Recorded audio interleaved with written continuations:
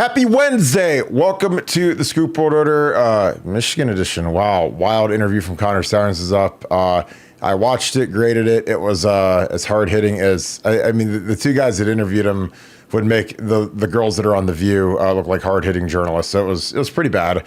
A lot of pandering, but we'll dissect some of the stupidity that he's trying to pass on now.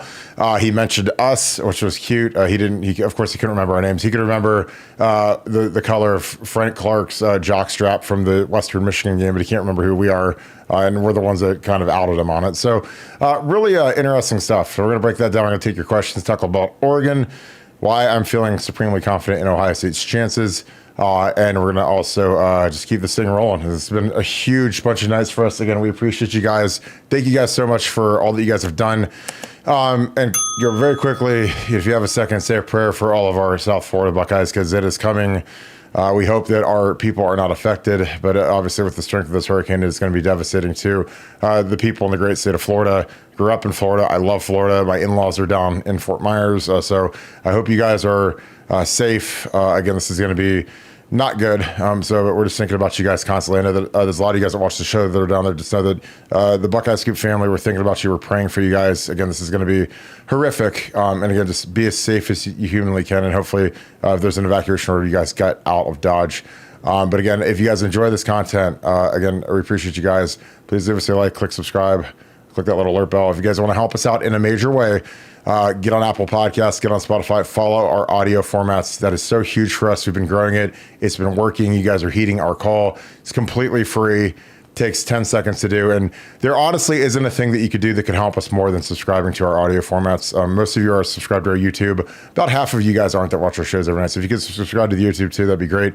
But again, we're cranking every night till the end of the season and then into the off season. So you guys know how we do. We go about 360 days a year. It's wild, but we love doing it and we love kicking it with you guys. So with that being said, going to bring in my good friend Nevada. Obviously, Nevada, this is the biggest week of the year for Ohio State's program with this Oregon game.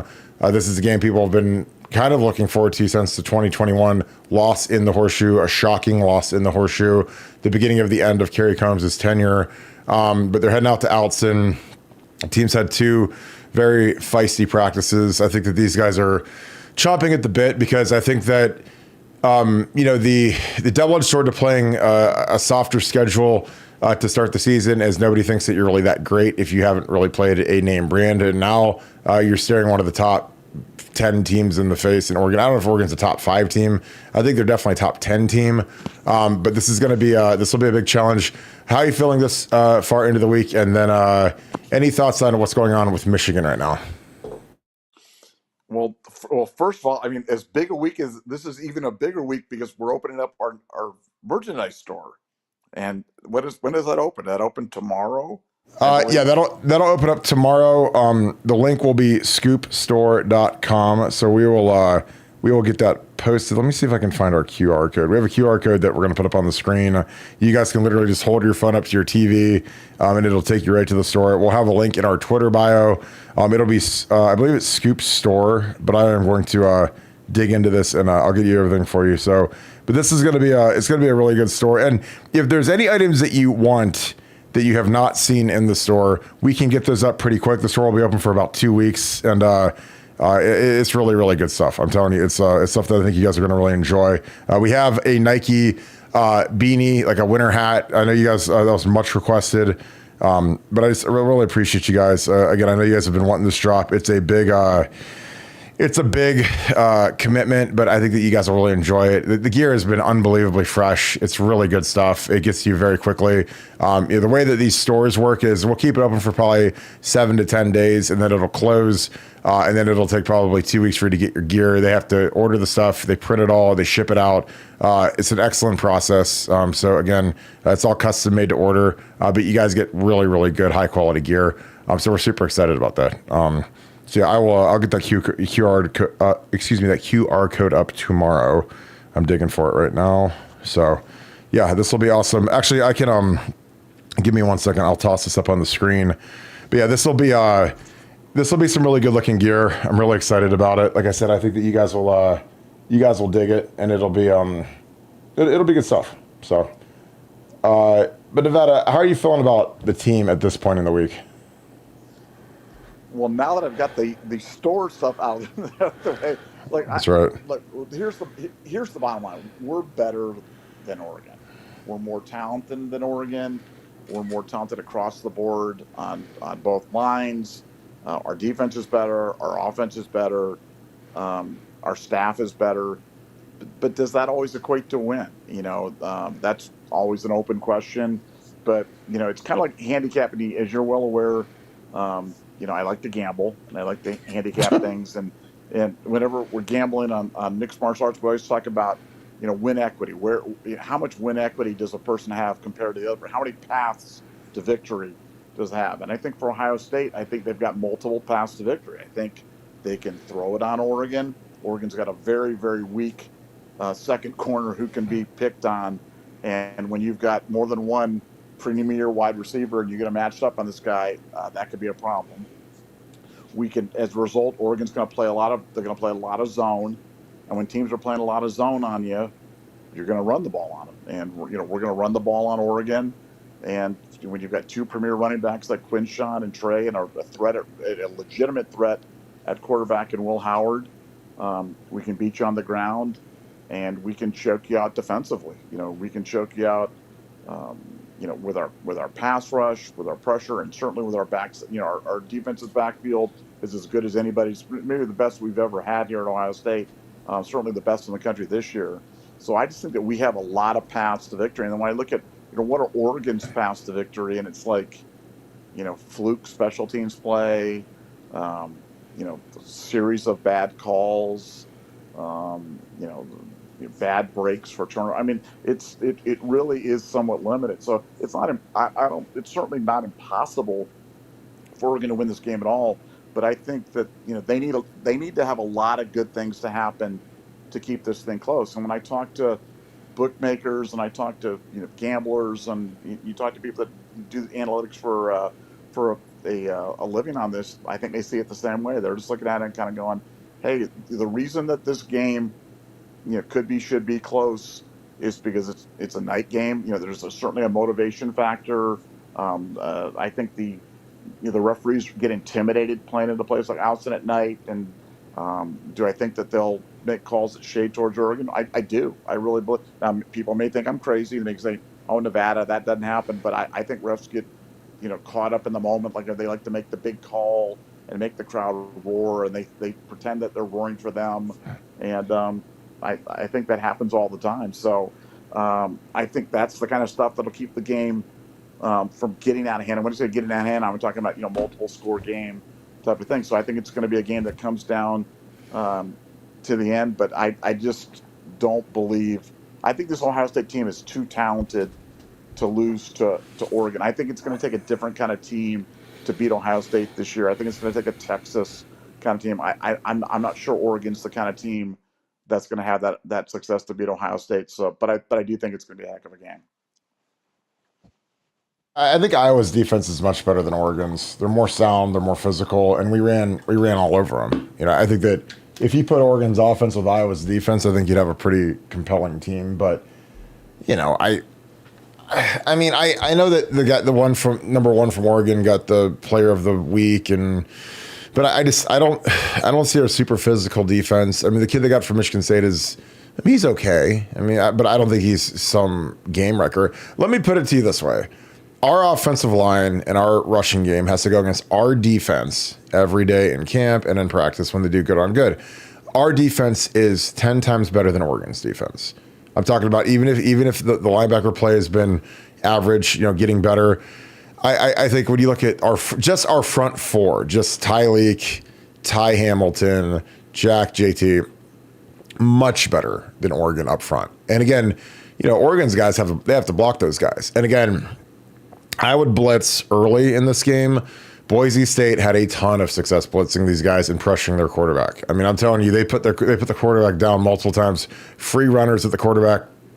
And the thing about blitzing is if an offense can't figure it out and they can't protect it and they can't pick it up, then it's like sharks on a dead cow in the middle of the ocean. I mean, it is a feeding frenzy. It's death. And again, I've seen this line get blitzed. They looked confused.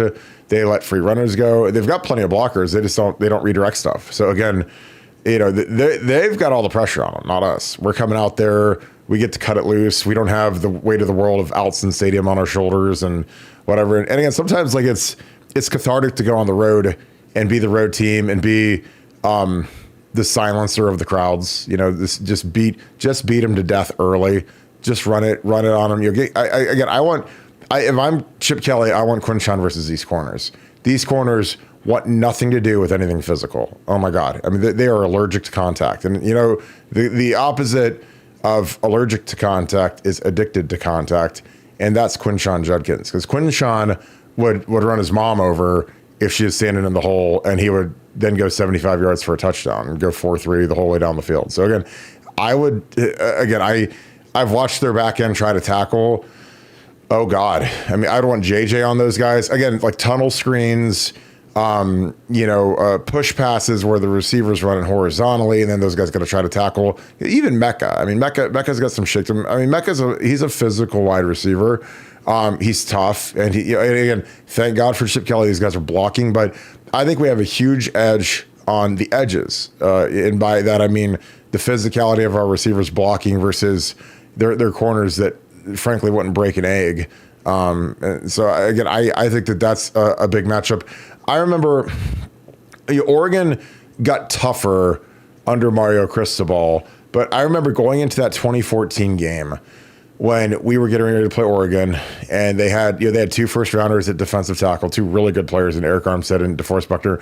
Buckner was much better than Armstead, and that's proven to be correct in the NFL.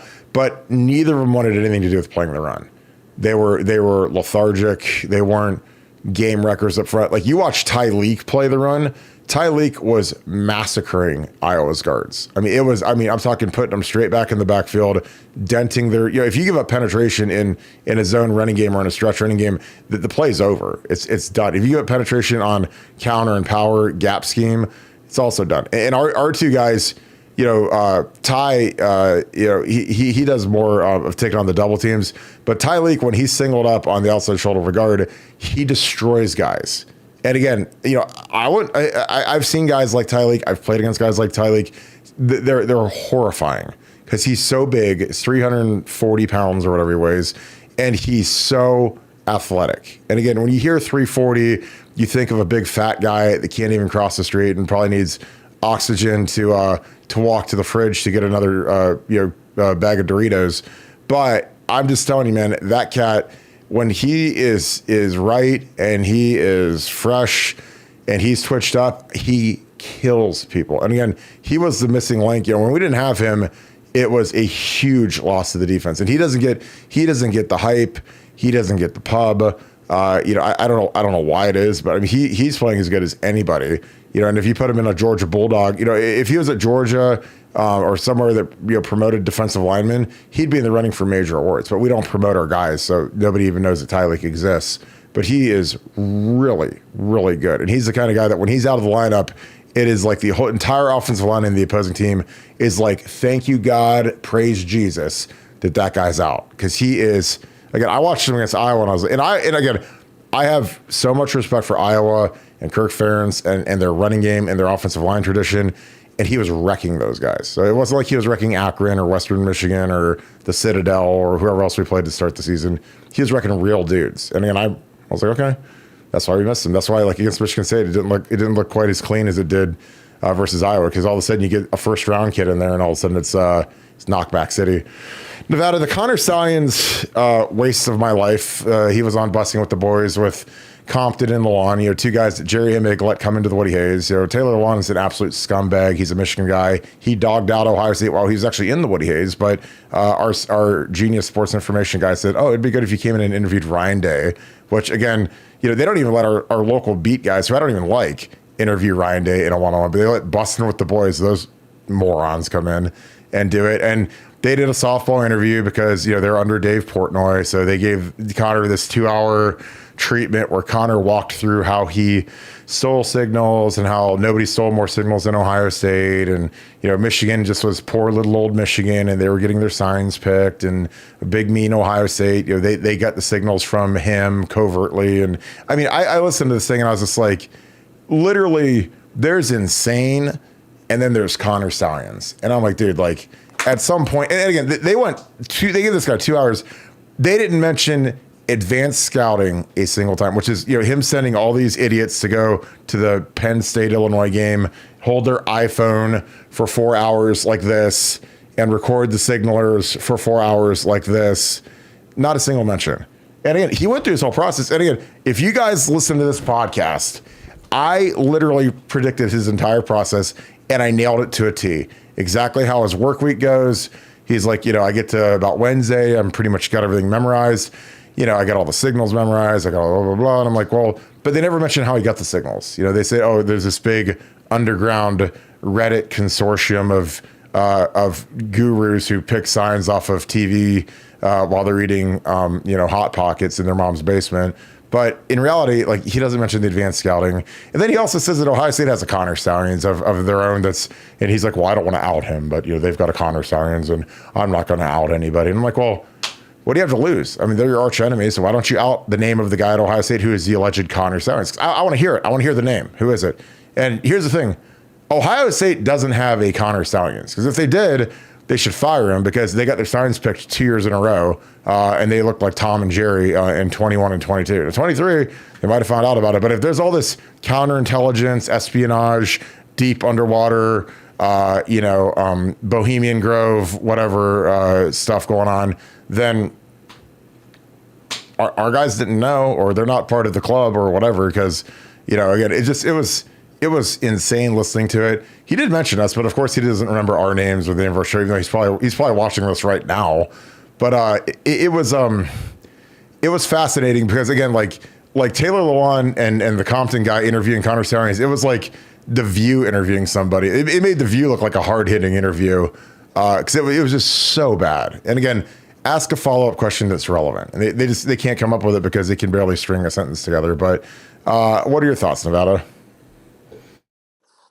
Well, look, the whole thing with the Stallions, yeah, you're never going to get the truth out of him. You're never going to get an honest answer out of him, and you would just like, at one point, the dream is going to be that he's going to go with somebody who actually asks him questions like, explain to us exactly how you did pick these signs off of the television broadcast. And um, did Jim Harbaugh ever wonder why you were sitting on Jesse Minter's shoulder and shouting at him during games? And did he wonder what you were doing as a recruiting analyst on the sideline?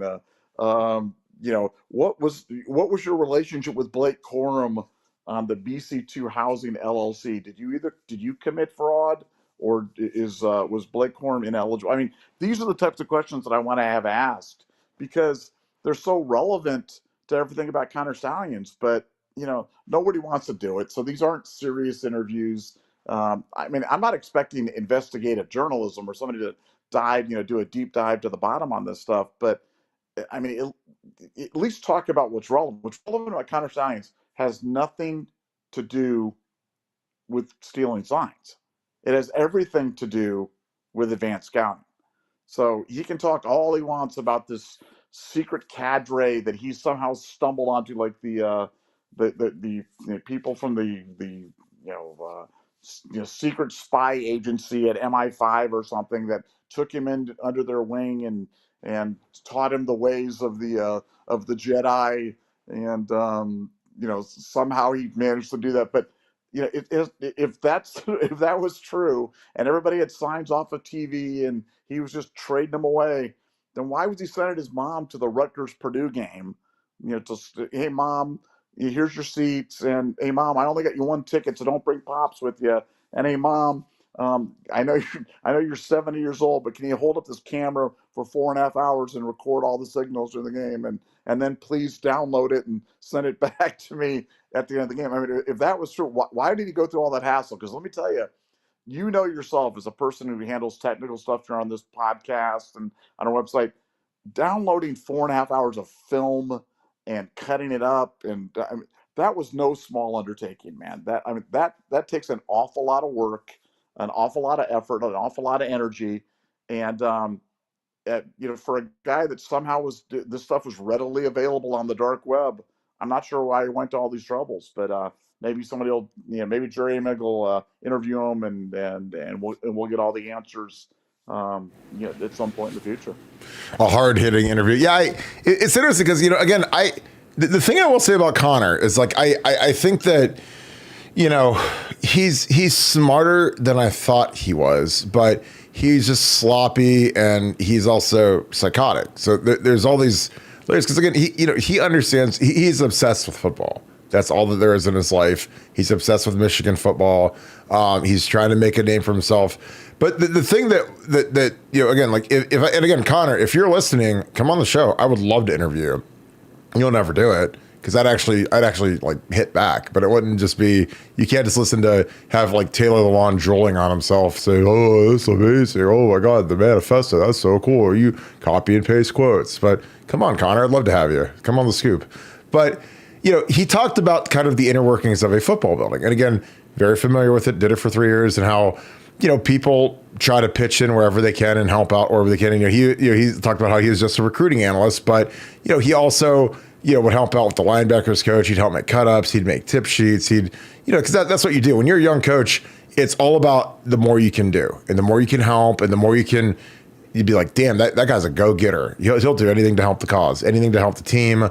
He talked about like his first project was to do a weather report on the kickoff conditions at each stadium that they played at. And so he did like some 20-page report that literally, listed every single kick and the wind condition at the time of the kick and where the kick landed and blah, blah, blah. So they thought that, like some young coach would just kind of mail that thing in and it'd be like a 1-pager and just try to get through it because you don't really think anyone's going to read it. But he took it like super serious and made this giant manifesto of kicking conditions in the window. And again, I get being a young coach trying to impress Jim Harbaugh and the coordinators and whatever. But the thing that he kept saying is he's like, everyone tries to help everyone and everyone tries to kick in and pitch in. And, I was a recruiting analyst, but I helped with this guy and I'd help with this guy. Well, here's my thing. And this is what I kept saying last year is, okay, so what's the biggest undertaking in your life, Conor? Oh, it's cracking these codes. It's picking these signs. It's watching this film. It's looking at the hand signals. It's trying to figure out who's the live signaler. So don't you think it'd be a lot easier if you enlisted a bunch of other people to try to help you? Hey, okay, here, I'll try to figure out who the coverage guy, I'll try to figure out who's the live signaler, the formations. I'll try to figure out the protection, the route concept, the run, blah, blah, blah.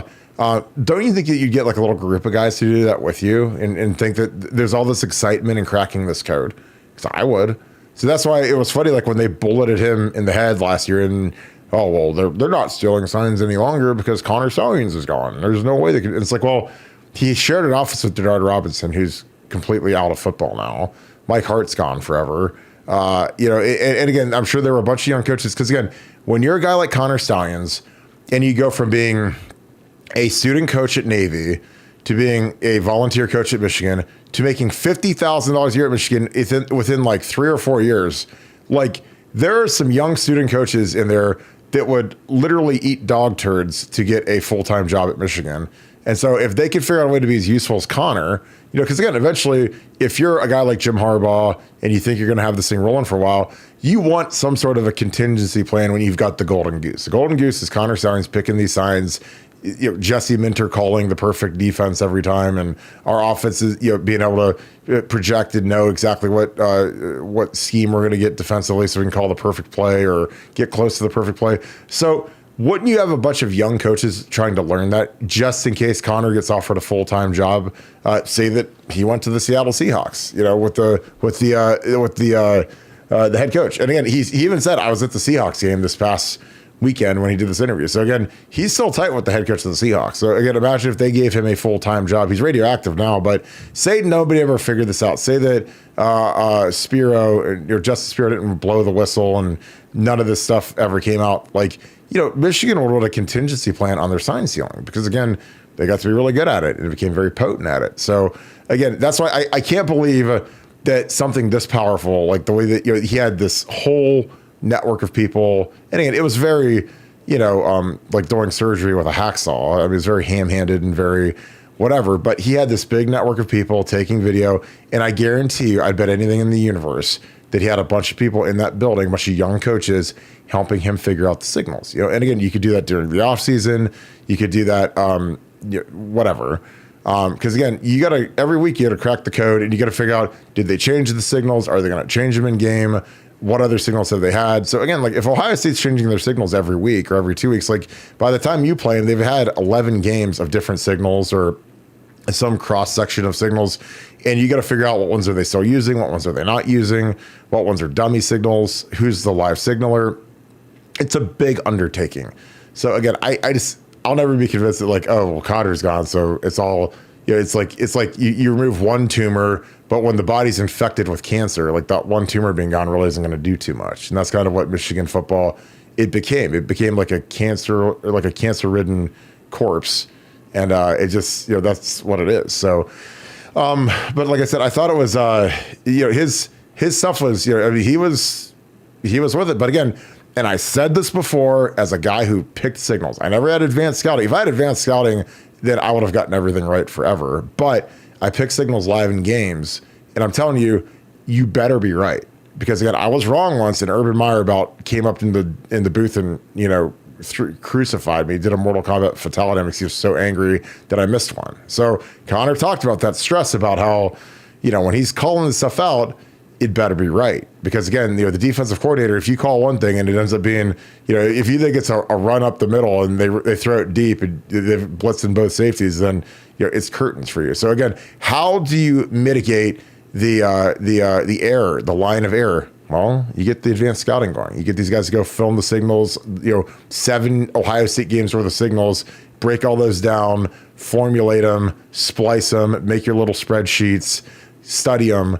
And then you can get as accurate as humanly possible leading into that game. Because again, in this thing, 3 or 4 or 5% accuracy could be the difference between winning and losing. Now again, they blew us out a couple of those games, so it wasn't really that close. But again, when they guess all out blitz and we run it up the middle twice and we magically have everything blocked perfectly, like that's not some cosmic accident that we're in blitz 0 and they run it right up the gut and there's nobody home in the back end. So, but yeah, like I said, when he got whacked, you'll never convince me that he was the only guy in the entire building that had any idea how to pick signs or access to the database or the hard drive or whatever. Because again, there's a lot of young coaches in there that would kill to have a $50,000 a year job at Michigan. And he had one in 2 years, which is completely, unless your dad is the coach or your dad's on the board of trustees or like your Parker Fleming's, had very wealthy, relatives that got him into the Woody Hayes. Like otherwise it's curtains, but yeah. Nevada, you want me to dig up your guys screaming at the fans? Cause that was kind of hilarious. Yeah, no, but I got a question for you. Do you consider the 2022 game a blowout by Michigan? I mean, we were leading that game at halftime.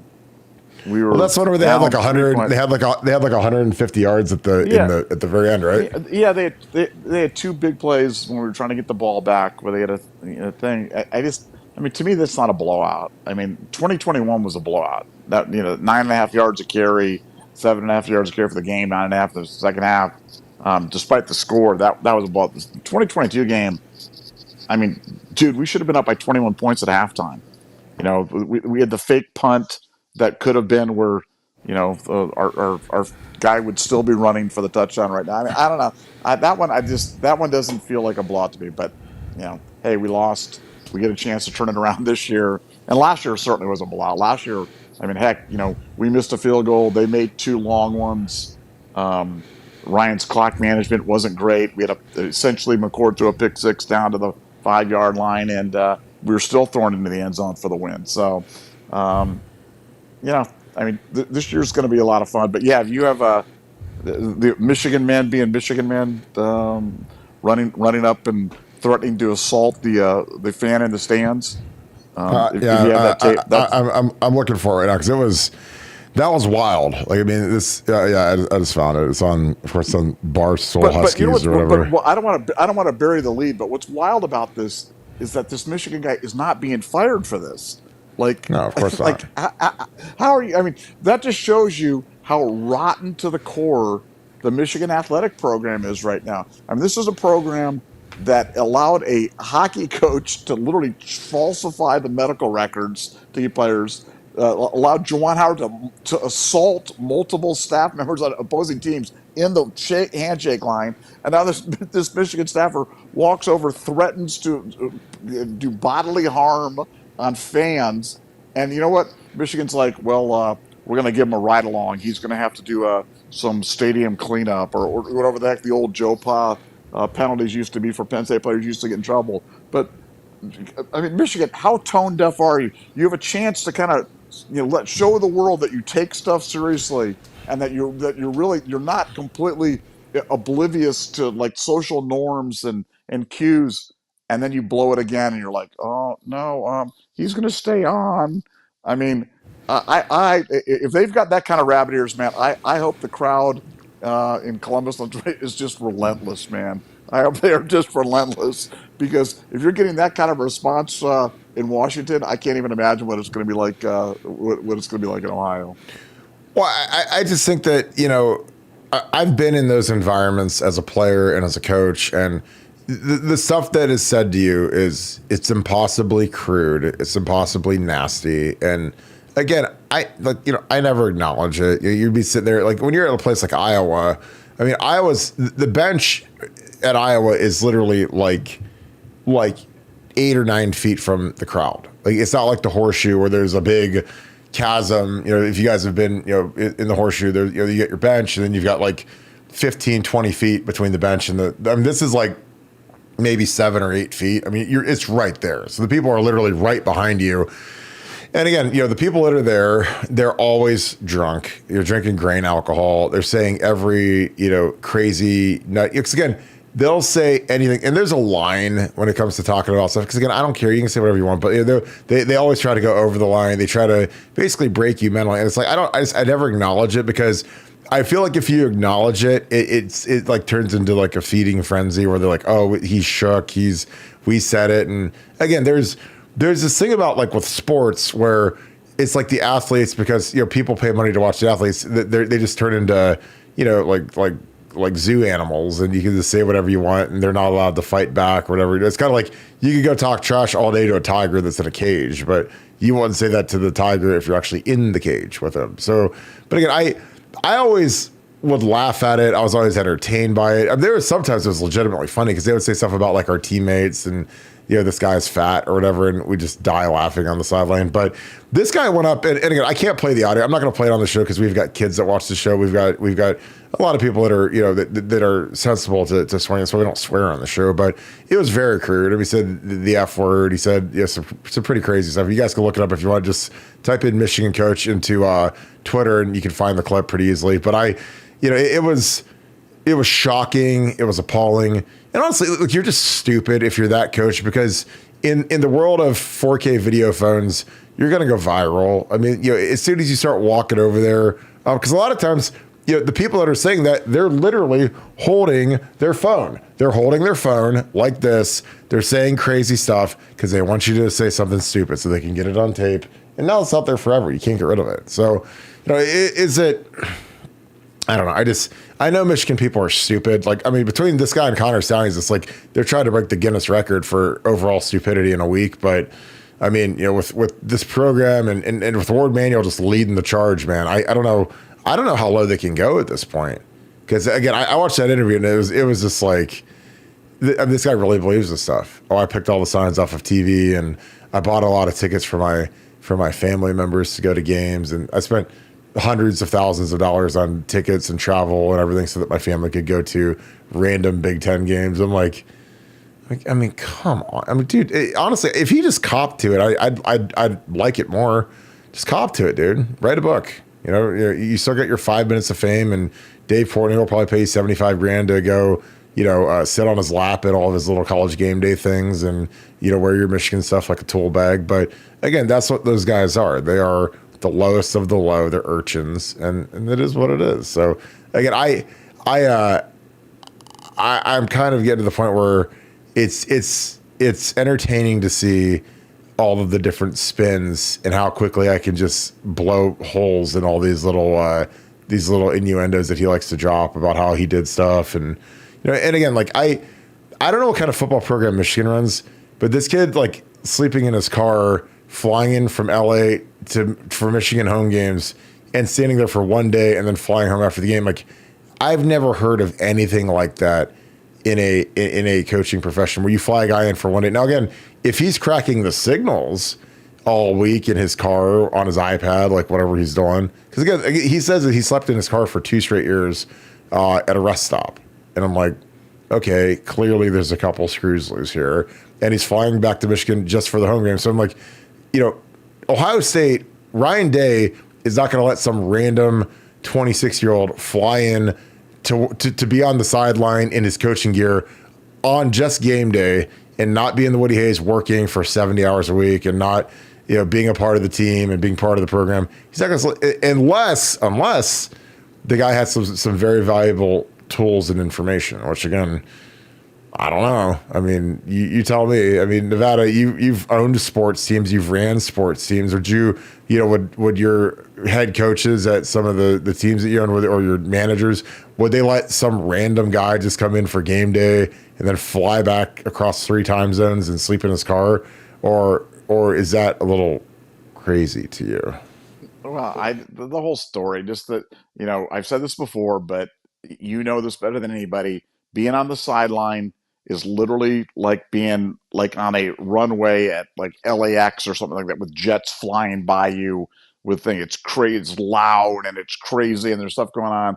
And you're a defensive coordinator who's got 25 seconds or maybe less to communicate and analyze what's going on, make your defensive call and get that out there and get you guys organized. And the last thing you need is some jamoke yelling in your ear about something else. And if anybody's going to have any type of contact with you, they better have the absolute gold goods of all time. And you better know it's good. And you guys better have practiced many, many times what he's going to say to you, how you're going to process that, and how you're going to communicate that to the guys on the field. Because that just doesn't happen, overnight. And that's not easy. That is like a fine ballet where you're having to orchestrate everything from the music to the choreography it just doesn't happen. And and it certainly doesn't happen without the scrutiny of the head coach, because the head coach is sitting there going, hey, who's that little analyst sitting there jumping up and down yelling at my defensive coordinator, and what is he doing here? It's just such a preposterous notion. But look, everything about Michigan football is preposterous. It's preposterous that this guy still has a job after going viral, threatening to whatever a fan. And I don't care what a fan says or whatever. There's a way to handle it, and you can ask for security. You can ask. There's a million things you can do instead of trying to play the man and try to buck up in front of your guys like you're some sort of bad dude. What do you think? The kid was going to jump out of the stands and fight him right there, and he's going to show the guy how tough he was? I mean, it was just a punk move by the Michigan guy. He should have been terminated on the spot. But again, Michigan is a corrupt organization, and the only thing that's going to bring them to heel is getting the hammer from the NCAA, and that is coming. And we're down to weeks now before they have to respond to the notice of allegations. And so, winter's coming for Michigan, and they know it. And I'm all about that. Yeah, I am too. Anything else we can dig into some super chats now? I think we can do some super chats. All right. Chuck Chip Scoochie, what is up, my man? Thank you for the deuce. Kirk, your call is to run the crap out of Jenkins is it's like the Godfather thing, like the little fingers. I mean, the way Quinshon runs and how physical he is, I think that's the gig. I think that after I watched Idaho run all over these guys and Boise State run all over these guys, I mean, you got to see how physical these guys are. Because again, I think Oregon was more physical under Mario Cristobal, and I also thought that our defense was an absolute disaster under Kerry Combs. So it was like, and again, I that running back, we made him look like an NFL Hall of Famer, and he's not even in the NFL anymore. He didn't even last 5 minutes in the NFL. So I think that what we have this year is we have a legitimate first-round running back in Quinshon, and we also have Trey, who's a first, second-round type guy, and you really have to use them. I mean, again, you go pay people and people that hate NIL, this is a game where you're going to love NIL because without NIL, we don't have Quinshon, we don't have Caleb Downs, we don't have Will Howard, we don't have Seth McLaughlin. So this whole game is going to come down to our 4 big NIL guys because again, this thing's going to be one right up the middle. You're going to have Seth McLaughlin. He's got to control the line, control the crowd noise. They're going to go on the silent count. They've already talked about that. Will Howard has got to run. They have to run Will Howard, stress the defense that way. And Quinshon Judkins has to be a sledgehammer. And Caleb Downs has got to patrol everything over the top. You cannot let these guys get behind you. You cannot let their one speed demon run past you. Because again, if you want that crowd to be electric, let one of these guys take one for 70. And again, it's going to come down to special teams. Kick the ball out of the end zone every time, for the love of God. Do not, kick it. I would never let these guys touch the ball in the return game. I'd kick it out of bounds as a punter, and I'd kick it out of the end zone as a kicker, period, point blank. Do not do, honestly, even if our kicker got the yips again and he kicked it out of bounds, I'd be fine with that. Because you get the ball at 35, it sucks. And again, I would fire whoever our new special teams guys, as that happens, I'm firing him because we can't get a kicker that can kick it straight. And we didn't get the guy who won the Groves Award from Miami, who went to Bama. We didn't get that guy. But you have to win special teams, man. You have to. Again, it cost Boise State. Boise State would have won by double digits if they didn't give up two kickoffs. Again, like a kickoff and a punt, which again, it's just brutal. Nevada, your thoughts? Chuck Tipscucci, again, thanks for the deuce. He says, your call to run Quinshon Judkins is whatever the Godfather finger thing is. I think it's like chef's kiss or whatever. What are your thoughts? Yeah, look, I think the game's going to be one on the ground. I do. I think it's going to be the Quinshon and Trey and Will show. And, I totally agree. I think that's the path of least resistance. The thing is, though, Oregon knows that. And so it's going to be an interesting chess match to see what they're taking away and what they have to give you. And, we've had some interesting discussions going on our Buckeye Scoop board about, what you do if teams take away the run. And what I've determined from reading from our posters, what they say is that Will Howard just never needs to take a chance and never needs to put the ball ever in a position where it's in harm's way. And that's the secret to success here in 2024. And I just want to know, what are your thoughts about that? Can you win in college football in 2024 if your quarterback never ever throws into tight coverage or puts the ball in harm's way in any way? No, this is the dumbest thing I've ever heard in my life. Have they watched these quarterbacks? Like, either they got Deion Sanders and Charles Woodson out there. God, I've watched these quarterbacks. Like, we should eat these guys for lunch. I'd say, JJ, run the right route and take the ball. Again, like, you throw those 50-50 balls up with JJ himself he said, there are no 50-50 balls with JJ Smith. He said that. That was a great quote. No 50-50 balls with me. It's like 90-10. Good. That's the kind of wide receiver I want. I don't want a guy who's scared of getting the ball. I don't want a guy. And again, if something happens and the ball isn't where it needs to be, don't let it get picked. Run the right route. Come on, this isn't hard. Again, we don't need our quarterback to be castrated in the biggest game of the year. Go out there and throw it. Again, when we needed Troy Smith the most, and again, I know people that the Florida game is an eternal black eye, but in the 06 Michigan game, when Michigan had the greatest defense in the history of mankind coming into that game, what did we do? We went empty. What does empty mean? 5 wide receivers. We'd never done that in our history. And what did we do? We said, Troy, win the game. Go throw it. And again, I literally had lunch with Jim Tressel yesterday. We were talking about that. I was like, that was one of the craziest things I've ever heard in my life when Jim Bowman comes in and says, our game plan this week is to go empty. Like, we turned into Texas Tech. I was like, okay, we've got Antonio Pittman and Beanie Wells, but I guess we can go empty. And why are we going empty? Because then they have to show their blitzes. They have to, you can't disguise stuff when everything's spread out. That's why I love the spread offense. You can't, it's real hard to disguise stuff because you're never going to get there if you're spread out the way that you need to be for coverage. You have to reveal where stuff is coming from. When everything is condensed and you're in 2 tight ends and a fullback and the old covered wagon offense, you have no idea who's coming because there's 10 guys in the box. And, the 4 down guys, there's another 6 guys, and any of them could blitz. But when you spread it all out like we did against Michigan, because Michigan, their big thing was disguising blitzes, and they couldn't disguise. They were traumatized. We dropped 42 on them. And go back and look at how many points Notre Dame scored and all the other good teams. That was when they had Brady Quinn and all those guys. So, again, your quarterback has to be fearless and go watch like Brett Favre, Peyton Manning, Brady.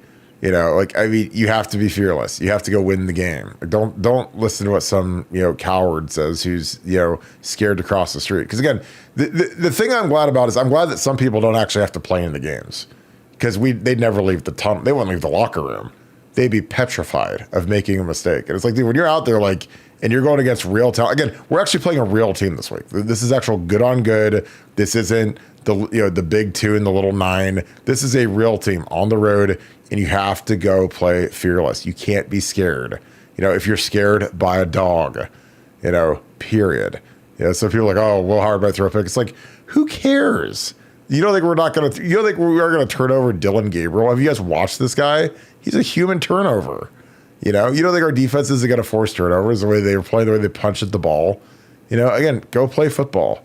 So this isn't that hard. But again, it's just like some people are just they're so paralyzed that it's unbelievable. They're so scared. And I'm like, what are you scared of? Dude, with the weapons we have, I'm like, dude, like, hand it to Quinshon, throw it to JJ. This isn't hard. It doesn't have to be hard. Hand it to Mecca. Throw it to Mecca. Get Mecca the ball a bunch of different ways. Give him the jet sweeps. Give him all that stuff. Give it to Trey. Like, this isn't. Oh my God. But again, I know that there is a segment of the population that is Ohio State fans that they hate Will Howard because he's not really high on Mel Kiper's draft list. That's all it is. That's the only thing I can come to, because I think he's been great. I think Ryan Day loves him. I think Chip Kelly loves him. And the guys I talked to on this team love Will Howard. He's the leader of the team. So he's doing something right. Now, he's not doing something right for random Ohio State fans that just hate everything. But again, for some people, the ice cream's too cold. And I totally understand that. And we're not trying to please those people, I promise you. But I love Will Howard, and I think he's going to have a monster game. And I think he's going to rush. I think he'll rush for at least 1 touchdown. Because again, they've been running that read option. Thank God. Again, praise God that they're running the read option, because I've been saying to run it in the red zone, and guess what? They do it now, and he's got 4 rushing touchdowns in 5 games. So was that a good enough answer for you, Nevada?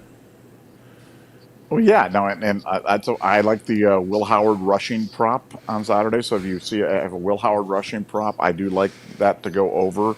So just a little Nevada little nugget on gambling for you tonight. Yeah, Nevada has to swim across the ocean to his offshore book to place that, because they don't let you do that in DraftKings. So he just got back from his. That's a long swim for him, but he does it every day, so it's good to get that offshore. Lee, thanks for the. Oh God, Lee, thanks for this. Believing Stallions now is like believing OJ. Dude, I mean, like the delusion is just so spectacular. Like it's mystifying.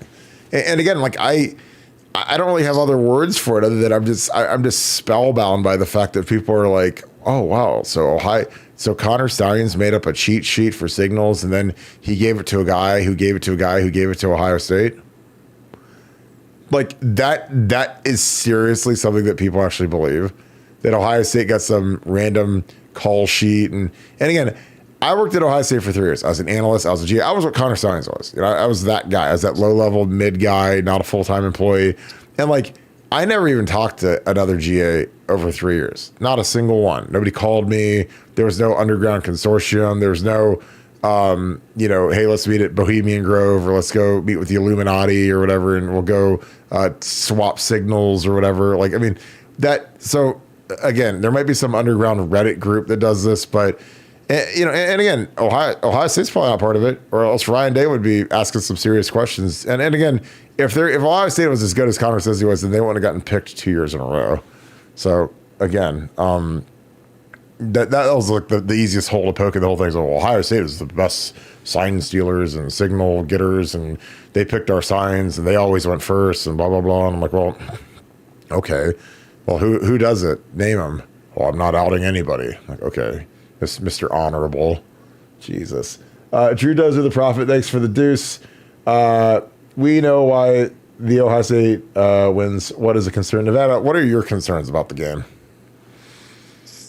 About the Oregon game? Yeah. I mean, my concern is just honestly, I'm a big atmosphere, and there's some people that believe that stuff doesn't matter. I mean, there are people that say Night game doesn't matter. On the road doesn't matter. Weather doesn't matter. And I've always believed that stuff mattered from a gambling standpoint. I love those games where you can find that edge where that team just raises their game because they're playing at an emotionally higher level than they normally would if it was just a big sleepy kickoff on a Tuesday afternoon or something like that. Um, to me, it's just the atmosphere, and I think because I think the atmosphere does affect the refereeing. I think that when that happens, they tend to make calls in favor of the home team. Not all the time, but that's the way this stuff goes. And that's really the only thing that concerns me. I mean, Dylan Gabriel's athleticism, ability to move around concerns me a bit, but we're pretty adept at the cage rush. And I agree with that. You want to talk about a guy that will put the ball in harm's way? Dylan Gabriel will put the ball in harm's way. So, and he's a little midge. He's a little small guy. So we hit him a couple times and he might tap out. So, but no, to me, it's the atmosphere, the moment, and the refs getting caught up in it, and maybe getting some bad luck and having it kind of roll from there. That's the only thing. There's nothing about Oregon from a team standpoint to me that's particularly scary. I think they're a really good team, but I think Ohio State's a great team. Well, I think, for the O-line, they're going to go on the sideline count, which is a little different. But they did that at Notre Dame. Tigra is thankfully playing guard instead of tackle. It's much easier when you're a guard because you're right next to the center. You can see the ball. Our tackles played at Notre Dame. It was loud there. So they've got experience in a loud environment, loud crowd noise. They've had the noise pumped in at practice. They've been playing the Oregon fight song and doing all that jazz. But I think that... it's just getting used to the crowd noise, getting used to the speed. They've got talented guys up front. I don't think that they play hard, but they're talented. So they get some splash plays. Again, like the Birch guy had a bunch of stats, but I didn't see like a dominating player there. I think that he fell into a lot of stuff, which is great. But sometimes stats can fool people that don't have eyeballs like I do. But I like running the ball because again.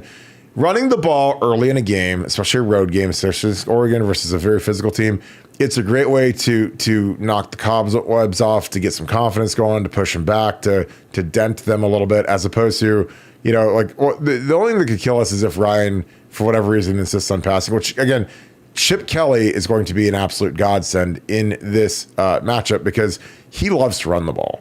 So you're not going to have Ryan panicking and wanting to throw 4 verticals every play like he did in 2021. Ryan just panicked. He flat out panicked, and he kept calling the same stuff over and over again, and it was terrible. And again, he doesn't have the play sheet anymore, thank God. And I think Chip's been a whirlwind of a play caller, and it lets Ryan manage the game and not panic having to do everything and call everything. So I think that this staff, this offensive line, you have to rely on your lines to win this game. Your O-line, D-line, they've got to win this game. I think cage rushing is critical this week. Again, I don't care about sacks. I want to keep that guy in the pocket. You have to be disciplined in your rush lanes because if not, this guy will eat you alive because he'll scramble, he'll create. He's not a burner. He's not, the classic burner types like the Mike Vicks, Lamar Jacksons. But he's dangerous enough with his legs where you don't want to let him. You don't want to be undisciplined with your rush lanes, and then he gets out of the pocket and can go get some cheap yardage on you. You want to keep him behind schedule. That is critical because again, you get him behind schedule, then you get him to 3rd and 8 or 9, then he's going to force something, and then you get your hands on a football and turn it over, and that's what you want to do. All right, let's see. Jim Jackson, what is up, brother? I hope you're good. It was great seeing you at the Andy Joe show on Saturday night. Andy Joe was awesome. She was at Fenders. I saw you, Steely. Saw the whole Taylor gang. I appreciate you guys being out there, Sarah and Thomas. Andy Joe was awesome. So, again, when she comes to town, Scoop family, you guys need to show up because she does a great job and she's killing it. But it was great seeing you out there, Jim. Thanks for the 10. Hey, Kirk, does the soft cornerback coverage concern you heading into this game? Can you give me the rationale behind Coach Hill's strategy? Keep up the great work. Nevada OH. Well, I think some of these guys like to play off man because you can force more turnovers because when you're reading these patterns, you can jump routes and you can go get your hands on the football. When you're nose to nose with a guy, you're just trying to disrupt him and play bump and run. Again, I know everybody likes to play bump and run in Madden. I do the same thing. I run cover 0 the whole game and blitz 6 guys and nose to nose on my 5, 99 overall cornerbacks that I make. But in reality, if you play off, it gives you a little bit more room. And against these guys, I would just really want to contain these receivers. Don't you again, don't get beat over the top. Don't give up the shot. Make them earn it. Keep them in front of you. Get them down on the ground. Again, like I know that everyone's obsessed with bump and run and, get up in their nose and play man-to-man the whole time. But, against these guys, like you better be playing some zone. You play man-to-man, this quarterback's going to run all over you. And he's not a burner, but he's opportunistic, So if you get your back turned to the quarterback, it's going to be an ugly day. But, like a lot of corners, they don't mind playing off man because again, they can read the quarterback's eyes. They can jump the short stuff. But it'll be interesting to see what the strategy is here because these guys have the speed to get behind you.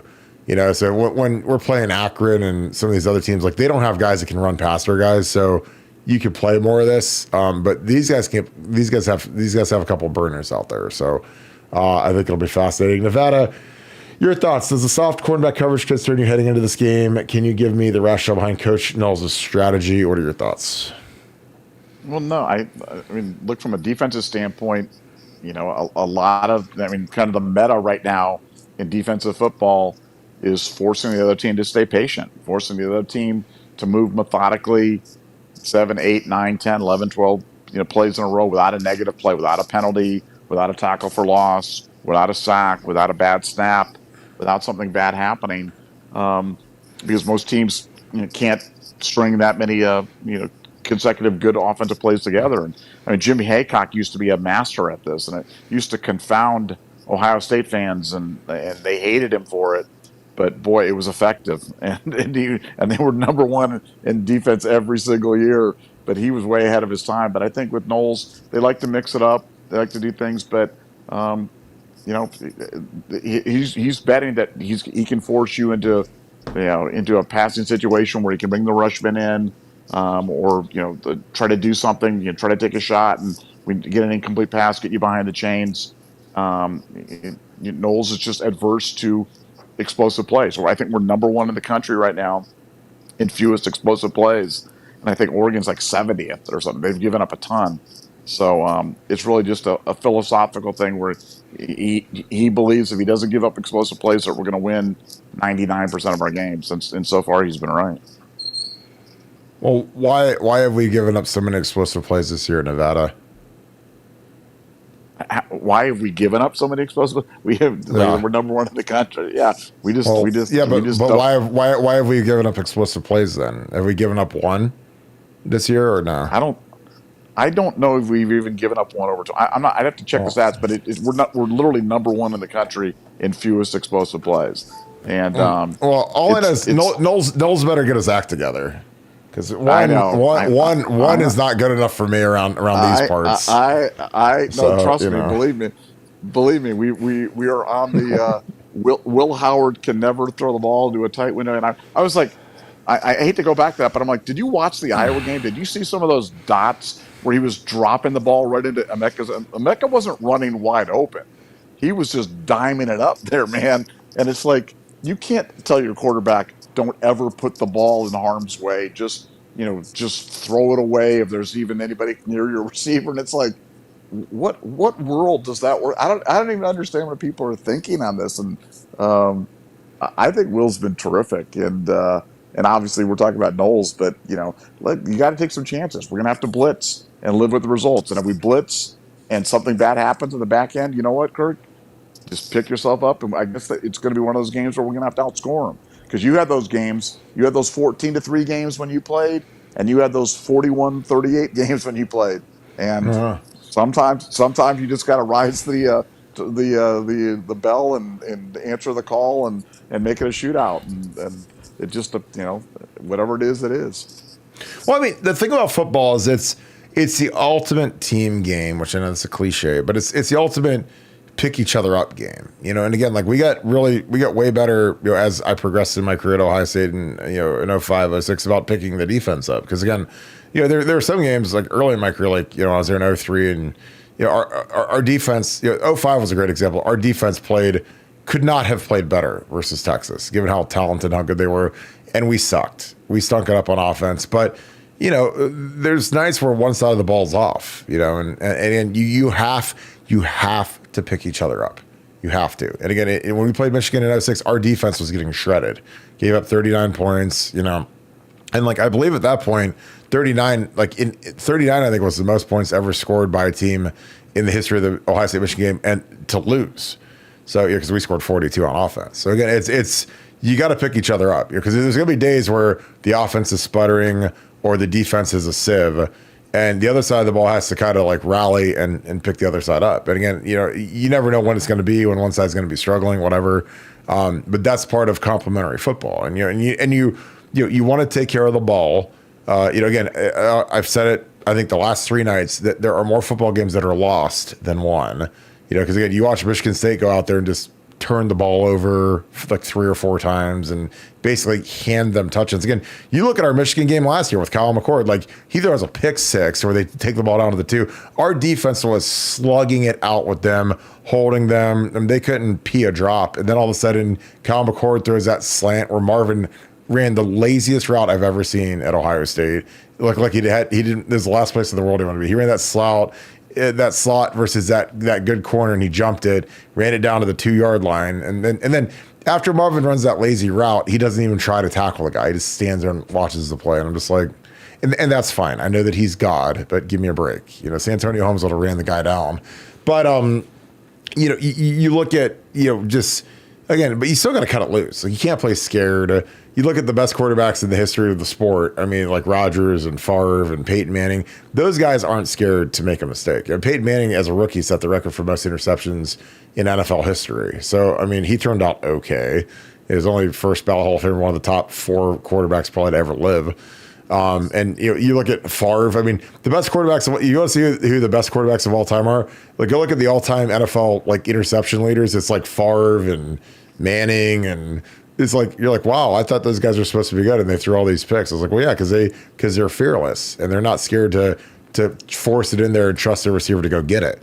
And again, like in JJ on that one route, like he didn't run a great route. Again, so nothing on JJ. Like I love everything about Jeremiah Smith, but even a guy like JJ, just like Jerry Rice, can have plays that he wishes he had back and he could have been better at. So this is my opinion. Jim, I appreciate you, brother. Again, it was great seeing you the other night. Jared A. Brandon, thank you for the 50. The hammer is coming. Looking forward to the Oregon game, but has anyone paid attention to Indiana? Think of going to that game as well. I think Indiana they're the sleeper in the country. I mean, that coach is going to be the national coach of the year at this point, because they're a buzzsaw, man. And they went out there and waxed UCLA. I talked to Nevada about that. I was like, these guys, like, I mean, they're hanging 70 points on people and 60. I'm like, Indiana, like Indiana used to not be able to get a first down, but they're a different Indiana than the team that I used to play against. And this coach is going to be. He's going to be the most sought after coach in the coaching carousel search that's going to start going on here in about a week or two when they start firing some of these coaches. That's going to be a guy that's going to have whatever offer he wants, because he could really coach. But I appreciate you, Jared. Nevada, Jared says the hammer is coming. Looking forward to the Oregon game, but is anyone paying attention to Indiana? Think of going to that game as well. What are your thoughts? Yes, the hammer is coming. Yeah, we've talked about that Indiana game. I mean, I think Indiana is definitely a sleeper team. And this would be one of those years that if that game was in Bloomington the week before the Michigan game, you might put it into that, trap game type of concept, whatever it is. Good thing that game was in Columbus. I still think it's going to be a good battle, good battle for Ohio State. But when that game's in Columbus, that just gives you that warm feeling that the guys will be up, enough. The crowd will be able to carry them. Should we get behind? But no, Indiana's legit, and I think what Michigan still got trips to Illinois, Indiana, and Ohio State, and they got to play Oregon at home. I mean, so they've got a tough road to go for sure. And Indiana's not going to be an easy out for anybody.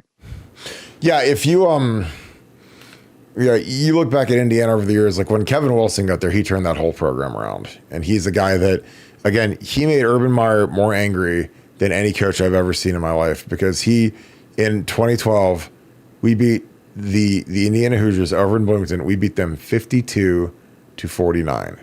And again, you want to talk about an angry head football coach. Urban Meyer that next week, again, he wasn't in the offensive staff room for a single minute that next week. It was great. Me and Tom Herman and Ed Warren, we were in heaven, Zach Smith, because we didn't have to deal with Urban, ripping our throats out every 5 seconds because he was sitting in with the defense and ripping their throats. So it was like Shangri-La for us. But Indiana changed under Kevin Wilson for the better. They became more talented. They became physical. They were tough. He coached them tough. Like, because Kevin Wilson's an incredible head coach. But yeah, they're an interesting team to watch. And again, I like seeing teams like that kind of improve and do better because they've got a lot of momentum. Rome 704, thanks for the 5. Kirk, your intro about Oregon just described the Browns O-line. Can't I pick this up in this that anyways? OH Nevada. IO. And I hate this. I really do. But when the Browns lost Bill Callahan, I was like, that's it. They're done. And because Bill Callahan he's one of the probably 5 best line coaches in the history of the game, and he's a total hard. I can't swear, but it's like he is hard as nails. And when they've got DeJuan there and Jed Wills there, and you've got all these guys that are low motor, underachiever. Again, like you need hard coaching for those guys. You need to keep your hand around their throat. And then the guy they hired, I was just like, this guy's got no chance. And the regression has been spectacular. And you still got Bitonio hanging in there. Bitonio is one of the best Browns of all time. My guy Ethan Posick, who I love to death. Wyatt Teller. They still have strong interior, but the tackles have been a disaster. Jedrick Wills hates football, and he's just trying to get his free. Jedrick Wills does not want to play this year. He wants to get to free agency, be healthy. He's not going to re-sign with the Browns. He'll get a big second contract somewhere because, again, if you're a tackle that doesn't get franchised and you're like Jed Wills' former first-round pick, Jedrick Wills will sign for $80 million, and people will say, how did that happen? It's like, well, because he's a tackle that can walk and chew bubble gum, and he's healthy. Like, it wouldn't be surprised if Jedrick Wills is sat out the rest of the year. Conklin's done, and DeJuan is, DeJuan's DeJuan. Like, if DeJuan has physical structure and a coach, with strangling him every minute of every day, then he'll be all pro. But when he gets into like this lethargic, doesn't respect the coach, has too much room. It's like he's like a dog that you never taught to housebreak. You never crate trained him, and he just runs around and takes dumps all over your house, and you're mad at the dog. And it's like, no, you're the idiot that didn't train him. It's because it's not DeJuan's fault. He's coached hard, and he's not getting it from the guy he has now. Nevada, do you have anything to add on the Browns O-line? It's a mess. The Browns are a mess, though. I mean, I've been a long time Browns fan, and I'm not saying they're cursed, but they're either cursed by, I think it's just bad ownership. It's got to be because they've been so bad for so long that's the only common denominator. Because players have come and gone, staffs have come and gone, and everything. But we need a new owner. Yeah. It's painfully obvious. Chris Lane, thanks for the deuce. Just because Nevada OH. IO. Thank you, Chris. Appreciate you, brother. Hope you're doing good. Chocolate Chip Scoochie. Again, I see you on here. Thanks for the deuce. Is Iowa's defense better than Oregon's, right? I think it is. Iowa's defense is very veteran. A lot of seniors. Really good linebacker. Now, overall talent in the front 4 might be Oregon. But I think in terms of how hard they play, the coordination, I think Iowa's is better. Now, again, it could be crazy, and Oregon could go shut us out if we go out and lay an egg, but I just don't think Oregon's nearly as physical as Iowa's defense, and we manhandled Iowa. So, again, this is I'm not trying to do the A plus B equals C thing, but it's kind of what it is. I think Iowa, they were giving up like 1.8 yards a carry, and they played Iowa State. They didn't just play a bunch of patsies, and Iowa State ended up beating them, but that's Oregon has been shredded by the Idaho Vandals, Boise State Broncos, and then you've got a team that's 10 times better than both these teams could ever dream of being coming to town. So we'll see. Again, the guys got to go out and play football. Like I said, this is a game that you get paid to come here for. This is all that NIL money and stuff. This is the game that they're paying for. Is this one? So it'll be interesting. All right, Nevada. Any final thoughts? We can wrap the show up. No, just looking forward to the game. It's going to be a great challenge. I agree with you on Iowa. I think Iowa's defense, in my opinion, will be the best defense we play all year until the playoff. I think they're better than Oregon. I think they're better than Penn State. They're certainly better than Michigan. Michigan's defense sucks. Michigan's defense is really, really bad. So yeah, no, that was a good Iowa defense that we hung in on. We just got to put it together. But hey, team's in a great frame of mind, in a great spot, and no excuses. So that's all you want. Can't wait for the kickoff. And don't forget our store's opening tomorrow. So if you want your gear, you want to get your stuff before great Christmas presents is the Buckeye Scoop gear. Buy yourself something. You're always going, what should I buy myself? Buckeye Scoop gear. It's on sale and it'll be there before Christmas. Yep, it'll be absolutely fantastic.